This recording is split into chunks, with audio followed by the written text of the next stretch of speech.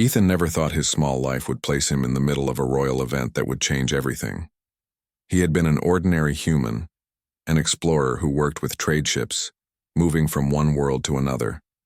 He was not rich, not powerful, not important.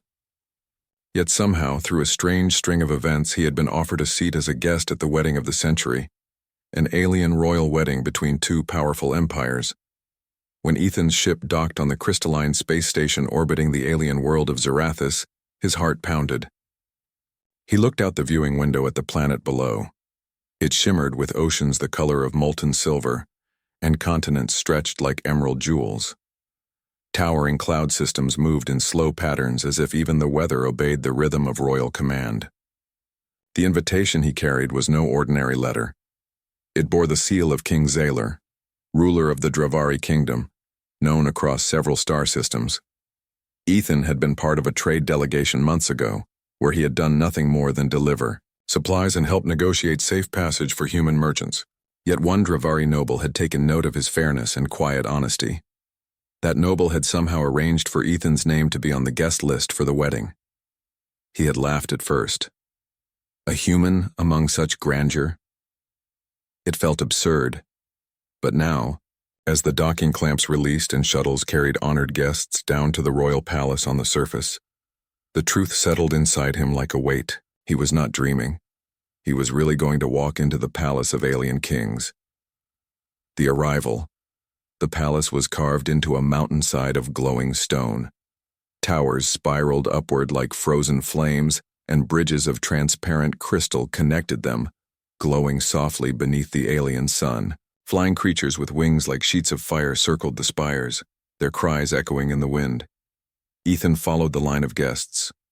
Alien nobles walked in long robes, their garments lined with gemstones that glimmered like starlight. Some guests had scaled skin that shone like bronze. Others had elongated limbs, and still others floated a few inches above the ground, using strange energy fields.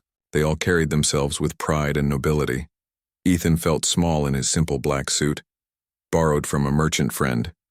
He walked carefully, afraid to draw attention. Guards in golden armor stood at every gate, their helmets shaped like snarling beasts, their weapons glowing faintly with plasma energy. Inside, the halls were vast. The ceilings stretched hundreds of feet high, painted with murals of ancient battles between stars. Great chandeliers made of hovering crystals filled the room with soft light. Music floated through the air, not like human instruments but deep vibrations that seemed to enter the bones. Everywhere Ethan turned, nobles whispered and bowed to each other. He kept his eyes forward, reminding himself he was only a guest, nothing more. The ceremony begins. The guests were gathered in the Grand Hall of Bonds, a chamber so wide it could have fit entire human cities inside. The throne of the king stood at the far end, carved from one single block of black diamond. Upon it sat King Zaylor, a towering figure with silver skin and golden eyes that seemed to pierce into the soul. His crown was simple but heavy, each jewel representing a world under his rule. Beside him sat Queen Seraphis, her features sharp yet graceful, her robe flowing like liquid sapphire. Around them stood royal guards, motionless as statues. Trumpets, or what passed for trumpets in this alien world, sounded, a high clear call that silenced the hall. The crowd turned as the princess entered. Ethan's breath caught. The princess was unlike anything he had ever seen. Tall, elegant, her long silver hair shimmered like threads of light, and her eyes were pools of deep violet. A golden circlet rested on her head, and her dress was spun from living silk that shifted colors as she walked. Every step seemed measured, every glance radiant. This was Princess Liriana, daughter of the king, the jewel of the kingdom, the one whose marriage would unite two empires. Behind her walked the groom, Prince Valeth of the Kyrian Empire. He was tall, broad-shouldered, and armored even for a wedding, his scarred face showing pride. His empire had long been rivals to the Dravari, but this union promised peace. The music rose as the princess and prince walked together, approaching the altar in the center. Ethan feels invisible. Ethan stood near the back rows of guests, trying to stay unnoticed. He told himself not to look directly at the royals, not to draw attention. This was their world, their ceremony. His role was simply to witness, nothing more. Still, he felt a strange tug in his chest as the princess walked. Her gaze moved across the hall, scanning nobles, dignitaries, foreign guests. For a moment, her eyes seemed to pass over him. Ethan quickly lowered his head, embarrassed at the thought. Why would a princess notice a mere human? The unexpected choice. The high priest began to speak in the old tongue, words that echoed with power. He declared the binding of two houses, the sealing of peace, the joining of future. He asked the princess to confirm her choice, to step forward and take her groom's hand. The hall grew silent. Every eye turned toward Princess Liriana. She walked with calm grace, her gown flowing like liquid fire.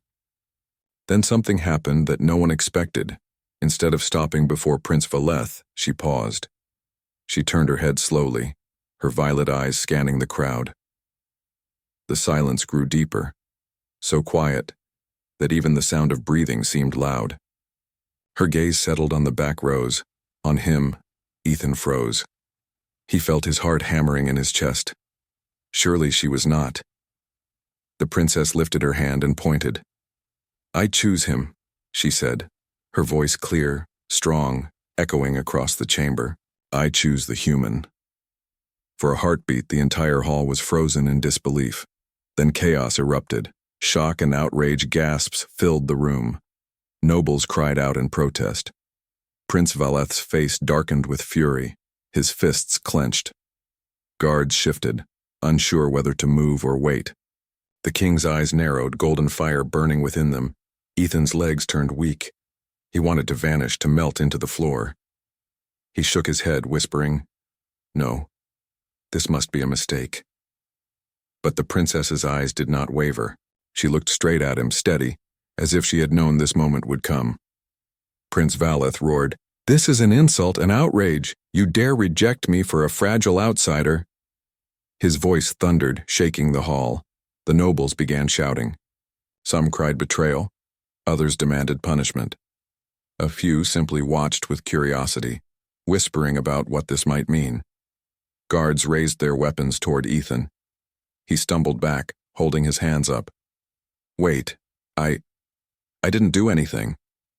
His voice was drowned in the noise. The princess stepped forward, her voice calm but firm. "I do not bind my life to empire or to pride. I bind it where my heart sees truth, and it sees him." Her words only deepened the storm. The king speaks. King Zaylor rose slowly from his throne. At once silence fell. His very presence demanded obedience. He looked at his daughter, then at Ethan. His golden eyes burned with unreadable thoughts. The king's voice rolled like thunder. "Daughter, you have cast aside the path of duty. You have insulted the Kyrian Empire and broken tradition older than our bloodlines. Yet your choice is clear before all. And so by ancient law it must be tested." He pointed his massive hand toward Ethan. "Human, step forward." Ethan felt his legs refuse to move. His mind screamed at him to run, to deny, to disappear. But something in the king's voice pulled him like gravity. Slowly, trembling, he stepped into the aisle.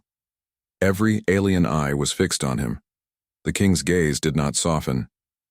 "If my daughter claims you as her chosen, then you will prove yourself before the throne. You will face the trials of worth. If you fail, you die, and your world will know shame. If you succeed, then perhaps fate itself has spoken." The hall held its breath. Ethan's throat went dry. He whispered only one word under his breath. "Why me?" But no answer came. Only the princess's steady gaze filled not with pity but with unshakable faith. And in that moment, surrounded by 1,000 alien stares, Ethan understood that his life had changed forever. The hall was silent, but the silence was heavy, filled with thousands of unspoken judgments. Every alien eye followed Ethan as the guards stepped aside to make a path. His heart thundered in his chest, his hands trembled, but still he walked forward, each step feeling like it echoed across eternity. At the center stood Princess Liriana. She was calm, her violet eyes fixed on him with steady determination.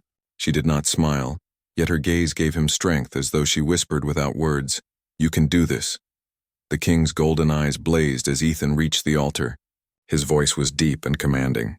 "Human," the king said, "you were not born to our blood nor shaped by our customs. Yet my daughter has chosen you. By law older than my throne, you must face the trials of worth. If you succeed, you may claim her hand. If you fail, you die here and your name fades into shame." A ripple of murmurs passed through the crowd. Nobles shook their heads. The Kyrian prince, Valeth, stood with fury burning in his eyes, his jaw clenched like iron. Ethan swallowed. His mouth was dry, but he forced words out. I never asked for this. I came only as a guest. But if this is the law, I will try." His voice was small, yet it carried. The king raised a hand, and the guards struck their spears against the floor in a thunderous beat. "Then let the trials begin." The first trial. Strength, the floor of the great hall shifted. Stone slabs rumbled apart, and a vast circular arena rose from below. Torches of blue fire lit themselves around the edges. "Strength," the king announced. "The first trial. To face our warriors, not with the power of muscle alone, but with the spirit that refuses to break." 3 Dravari warriors stepped forward, each taller than Ethan by 2 heads, their skin armored like steel, their weapons massive axes glowing with energy. The crowd cheered, expecting an easy victory for the champions. Ethan's legs shook. He had no weapon, no armor. A guard tossed him a staff of wood, mockery compared to the axes of his foes. The warriors advanced, their footsteps like thunder. Ethan's mind screamed at him to run, but he gripped the staff tighter. The first warrior swung down with a blow that could have split stone. Ethan dodged barely in time, the wind of the strike knocking him off balance. He rolled across the floor, scrambling up. The second warrior charged. Ethan remembered something from his years traveling with merchants. Size was both strength and weakness. He ducked low at the last moment, jabbing the staff into the warrior's knee. The giant stumbled with a roar, collapsing to one side. The crowd gasped. The third warrior swung wide, catching Ethan across the ribs with the flat of his axe. Pain exploded in his side, and he fell to the floor, gasping for air. The warrior raised his weapon to strike again, but Ethan forced himself up, vision blurry, and jabbed the staff into the warrior's exposed throat, not to kill, but to choke. The warrior staggered back, coughing. The first warrior, now recovered, came again. Ethan ducked behind him and, in desperation, used the giant's momentum against him.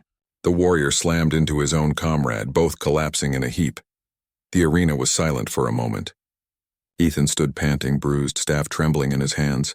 He had not won with power, but with quick thinking, desperation, and refusal to quit. The king's eyes narrowed.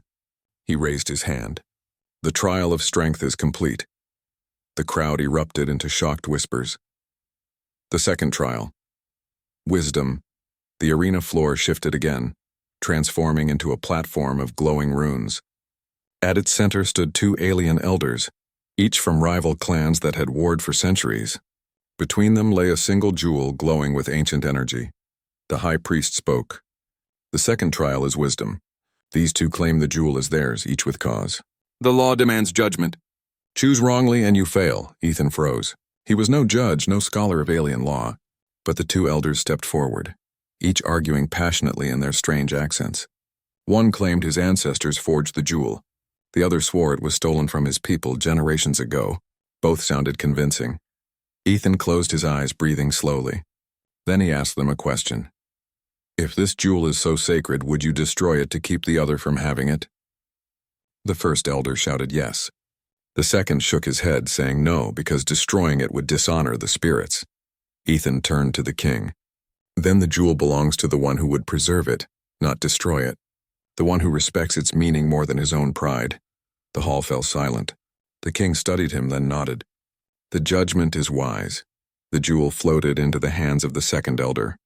The first was furious, but the law was final. Ethan let out a shaky breath. He had passed again. The third trial. Heart. The arena shifted once more.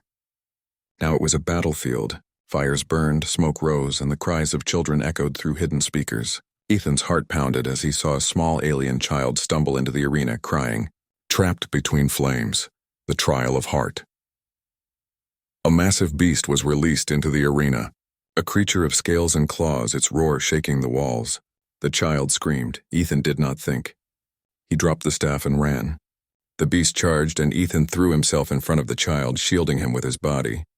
He had no weapon, no plan, only the will to protect. The beast slashed, and Ethan cried out as claws tore across his arm. Pain burned hot, but he did not let go of the child. He wrapped his arms around the little one, whispering, "It's okay. I've got you." The crowd roared in shock. Nobles who had sneered at him now leaned forward, eyes wide. Suddenly, the beast stopped. The illusion flickered. The flames vanished. The battlefield dissolved. It had all been a test. Ethan fell to his knees, clutching the child, who was now gone, leaving only silence. The king rose slowly from his throne. The trial of heart is complete. The final challenge before the crowd could cheer, Prince Valeth stormed into the arena. His voice shook with rage. "This is madness. A human cannot win by tricks and pity. I demand a duel. Let him face me if he dares." The king hesitated, then nodded. "So be it. The final test, honor." Valeth drew his blade, a long curved weapon glowing with blue fire. Ethan's body ached, his arm burned, but he forced himself to stand. A guard tossed him a short sword. The duel began. Valeth came at him like a storm, every strike powerful, precise. Ethan barely blocked, his arms numb from the force. Sparks flew with every clash. Again and again, Valeth pressed forward, driving him back. Ethan stumbled, blood trickling from his lip. The crowd cheered for Valeth, expecting Ethan to fall. But then Ethan remembered the princess's eyes. He remembered her steady faith. He blocked one strike, ducked another, and instead of attacking, he stepped back, lowering his sword. "I will not kill you," Ethan said, breathing hard. "Not for pride. Not for glory. Not even for her. If you want my life, take it. But I will not shed blood to prove my worth." The hall went silent. Valeth froze, sword raised. His fury faltered. For the first time, he saw not weakness, but unshakable resolve. The king's voice boomed. "Enough!" Resolution. The king descended from his throne, standing tall over both men. His golden eyes blazed, but his voice was softer now. "Strength you have shown, though your body is weak. Wisdom you have shown, though your mind is untrained. Heart you have shown, though you are not of our blood. And honor you have shown, though death stood before you." He turned to the crowd. "This human has passed the trials. By law, he is worthy." The hall erupted. Some shouted in anger, others in awe. The Kyrian prince stormed away, humiliated. Princess Lyriana stepped forward. For the first time, she smiled, a radiant, gentle smile. She took Ethan's trembling hand and held it high. "This is my choice," she declared. "This is my future." The nobles bowed. The guards struck their spears in salute. The king himself inclined his head, the faintest sign of respect. Ethan stood there, dazed, bruised, bleeding, but alive. He had come as a guest, unnoticed and unimportant. Now before two empires, he stood chosen, honored, and bound to the alien princess. And as the crowd roared, he looked into her eyes and whispered, just loud enough for her to hear, "I hope I can be worthy of you." Her grip tightened gently. "You already are." Closing scene outside the palace, the alien sun set behind crystal towers, painting the sky with gold and violet. The banners of two empires fluttered in the wind, not in rivalry, but in unity. Ethan, once a simple human traveler, now walked beside a princess. His path was uncertain, his future unknown. But for the first time in his life, he did not feel small. He felt chosen. And across the stars, history would forever remember the day when a human guest became the chosen of an alien princess.